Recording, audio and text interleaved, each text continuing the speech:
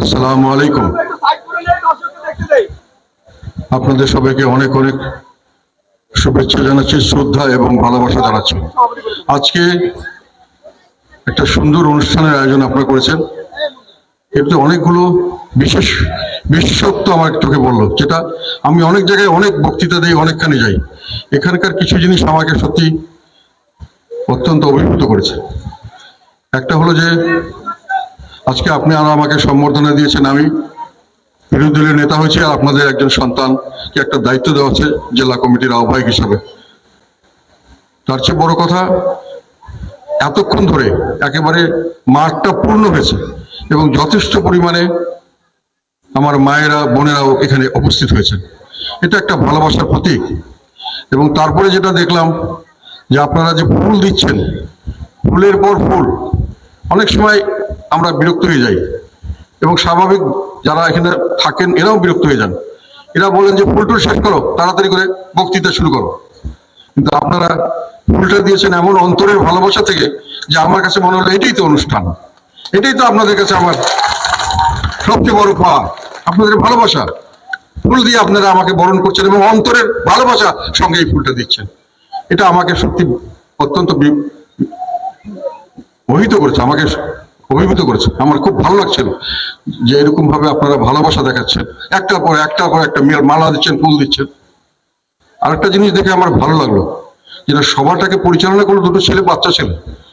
এত সুন্দরভাবে এটা অনুষ্ঠানটা পরিচালনা করছে, সঞ্চালন নাকি বলে এটায়।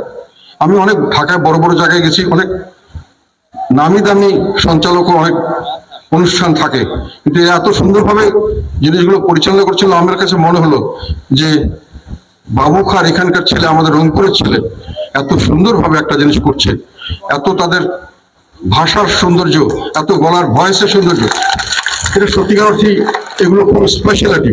আমরা আগে মনে করতাম আমাদের নর্থ বেঙ্গলের লোক, অনেক সময় অনেকখানে বলা হয় যে আমরা পশ্চাৎপদ। আমার মনে হলো আমরা পশ্চাৎপদ নই, আমরা সবকিছুতেই আমরা আগে এগিয়ে যাচ্ছি, আমাদের পিছিয়ে যাওয়ার কিছু নেই। এই বাবুখার সম্পর্কে আমি আমার ব্যক্তিগত অভিজ্ঞতার কয়েকটা কথা আপনাদেরকে বলি। এগুলো আপনাদের কাছে হয়তো একটা ইতিহাস মনে হবে। আমি একসময় এগুলো লিখবো, আমার সময় হচ্ছে না, একটা জীবনী লিখলে। আমার ঠিক শৈশবকাল থেকে শুরু করে আমার যতটুকু মনে আছে, তখন থেকে বাবুখার সঙ্গে আমার একটা সংযোগ। আমার মায়ের একটা পালিত মেয়ে ছিল, এখানে বাবুখায় বিয়ে দেওয়া হয়েছিল। তখন এখানে আসা যাওয়ার সময় কোনো রাস্তা ছিল না, কোনো গাড়ি ঘোড়া ছিল না। আমরা আমাদের বাসার থেকে, নিউশন পাড়া থেকে আমরা গরুর গাড়িতে করে ওই বাসা আসতাম। আমি তখন খুব ছোট, এবং গরু গাড়ি ছাড়া যাতায়াতের কোনো বন্দোবস্ত ছিল না। আর যে রাস্তাগুলো দিয়ে আসতাম তার চারপাশে মাঠ ছিল, গাছ ছিল, গাছপালায় ভরপুর, বিস্তীর্ণ মাঠ, ধানের ক্ষেত। এবং অনেক সময় পরবর্তীকালে যখন আমরা কৈশোর পেরিয়ে যাচ্ছি, তখন আমরা খেলতে আসতাম হাফ প্যান্ট পরে।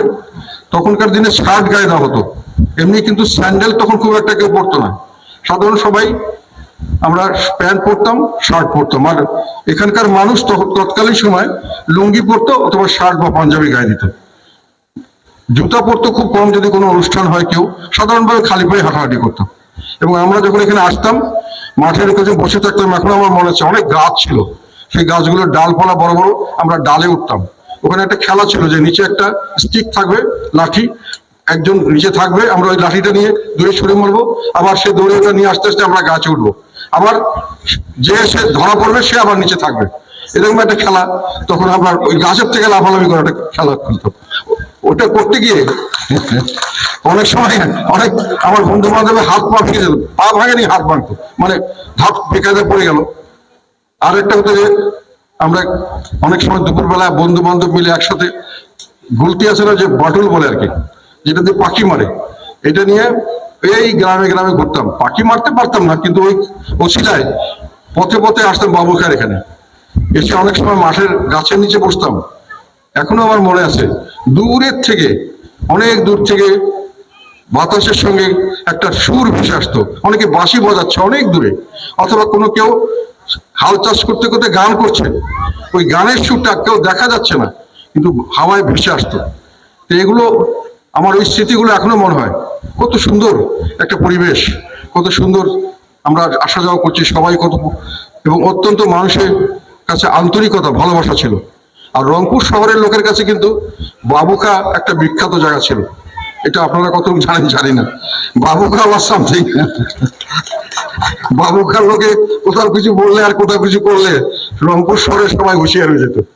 মানে একটা শক্তিশালী অবস্থান, সামাজিক অবস্থান ছিল বাবুখা। যাই হোক, সেই অবস্থা থেকে এখন বাবুখা আরেক ধরনের রূপ নিয়েছে। অনেক ধরনের রাস্তাঘাট হয়েছে, আমাদের কাপড় জামা পরিবর্তন হয়েছে, আপনাদের বাড়ি ঘর, আয় ইনকাম বেড়েছে, একটা দিকে এক ধরনের উন্নয়ন হয়েছে। আবার আমি অনেক সময় মনে করি আগে যে শান্তি ছিল, আগে যে গাছপালা ক্ষেত খামার ছিল, রাখালের গানের শব্দ, বাঁশির শব্দ দূরে থেকে শোনা যেত, গরু চড়ে বেড়াতো, আমরা ওই পথে পথে হাঁটতাম, সেখানে একটা শান্তি ছিল। যাই হোক, প্রত্যেকটা জিনিস পরিবর্তনে হয়, পরিবর্তনের মাধ্যমেই আজকাল এই অপোজিশন এসছে। এবং সামনের দিকে আপনারা যেগুলো দাবি দেওয়া করছেন খুব সামান্য জিনিস, এগুলো আমরা স্বাভাবিকভাবে দিতে পারবো, দিব। আমাদের মেয়র সাহেব বলেছেন